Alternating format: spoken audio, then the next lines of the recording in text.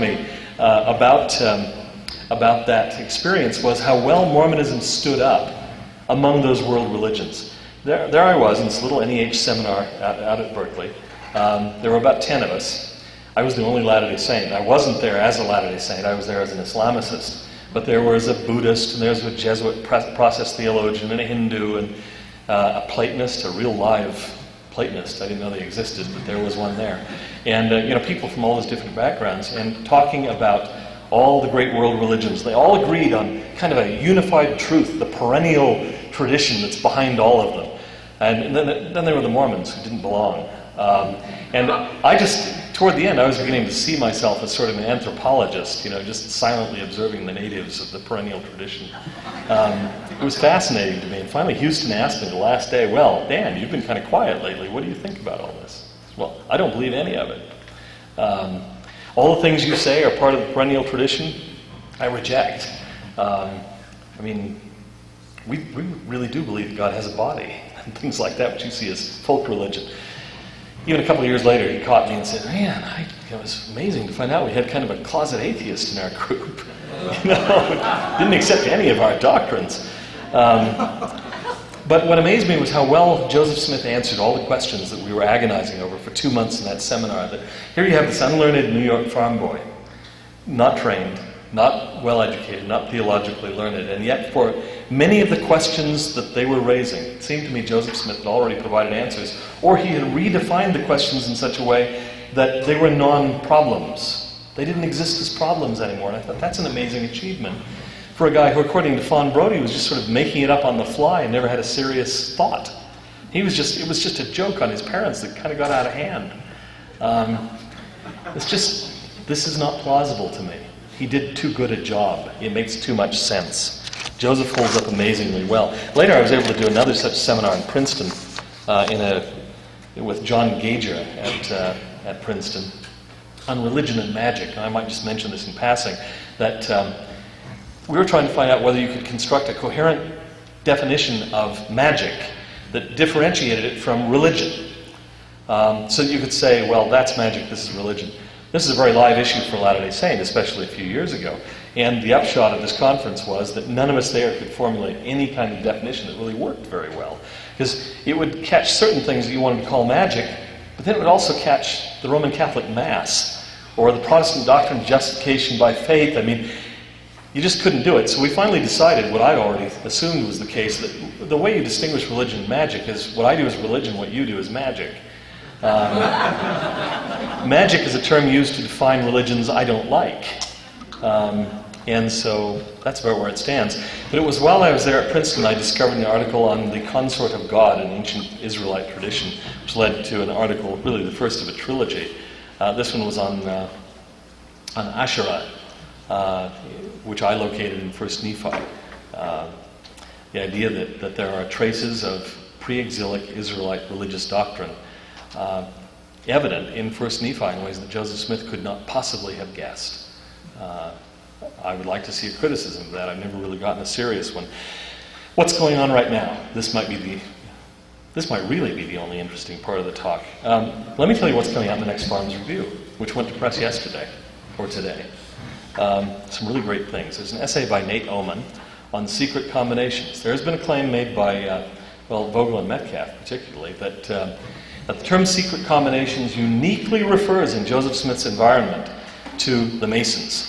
And so it's a dead giveaway of the Book of Mormon's origins in the conflicts of the late 1820s and Joseph Smith's obsession with Masonry. And Nate has gone through legal materials, helps to have been a student at Harvard Law School and have access to all that stuff in that law library there. He has gone through that material and shown the term exists all over the place in non-Masonic contexts, something I already knew, but he's documented at great length. Wonderful essay by Davis Bitton on how to spot an anti-Mormon book. Reviews of Sally Denton's book on the Mountain Meadows Massacre, and a review of Jonathan Krakauer's book, Under the Banner of Heaven, which I was depressed to find all over Europe during this recent trip in German, 2 different German translations. It's really selling well because, of course, it speaks to the European attitude about religion. Lou Midgley has a piece on signature books, the Signature Books Saga. You'll love it. It's just like the Old Norse. Jim Allen has got a lengthy review on Grant Palmer's book. Matt Roper and I have done something on Stan Larson's book, Quest for the Gold Plates, which is a kind of quasi-biography of Thomas Stewart Ferguson and his apparent loss of faith in the Book of Mormon that I think has some interesting things to say. There's a book due to come out on the Book of Abraham called Astronomy, Papyrus, and Covenant that I highly recommend. Got some very interesting materials on the astronomical portions of the Book of Abraham. One of the most exciting things, and I'm almost done, is the Critical Text Project that Royal Scousman is working on. The next portions of that will be coming out fairly shortly. This is a landmark work, absolutely essential to future research on the Book of Mormon, and really testimony building in an interesting sort of way. It's going to, frankly, it's going to account for all of the changes that occurred in the text, taking that issue away from the poor Tanners, because we found a lot more that they didn't find. But what it does show is that the original manuscript of the Book of Mormon was consistent and coherent in really remarkable ways. Royal will be able to talk about that at length, and will. I think it puts the Book of Mormon on a really solid footing for future studies, and absolutely essential work. There's work coming out on the apostasy, trying to look at the doctrine of the apostasy again in new ways. There's a lot more competence in the church nowadays in ancient history than there was in the days of James E. Talmage or earlier people who've written on the doctrine of the apostasy. A lot of people well trained in ancient history, the history of Christendom, the history of theology. And we see it in a little different light nowadays. And so we're trying to get a more accurate notion of what we believe and what we don't believe about apostasy. I think some people will find it gratifying, including some outside the church, but it doesn't surrender any basic claim. It doesn't surrender the need for a restoration. But it does, I think, modify and modulate and moderate some of the claims that we've historically made. More work on theosis. A couple of really interesting pieces that I'm hoping will be out within the next year or so on theosis, the doctrine of human deification. The thing I'm working on right now is my personal passion.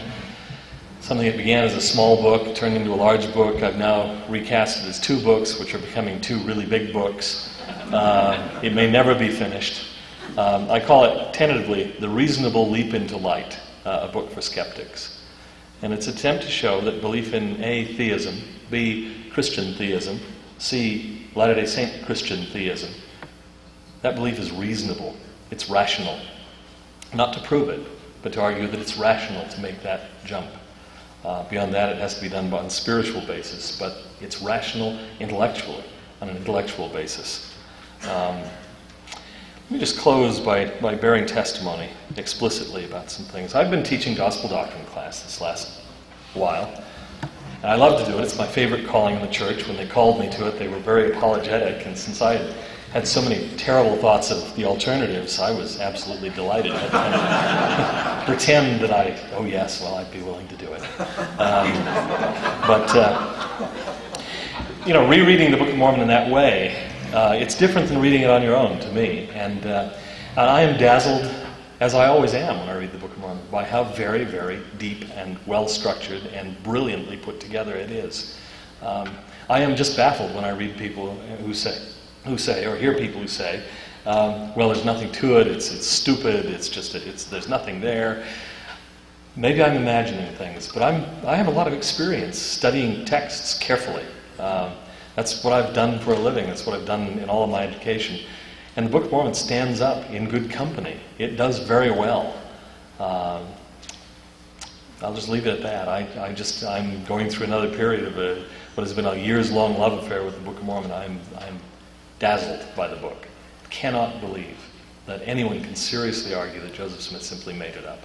That is simply not plausible to me. I cannot accept it. I don't have enough faith or credulity to believe that. I have to fall back on the more simple religious explanation.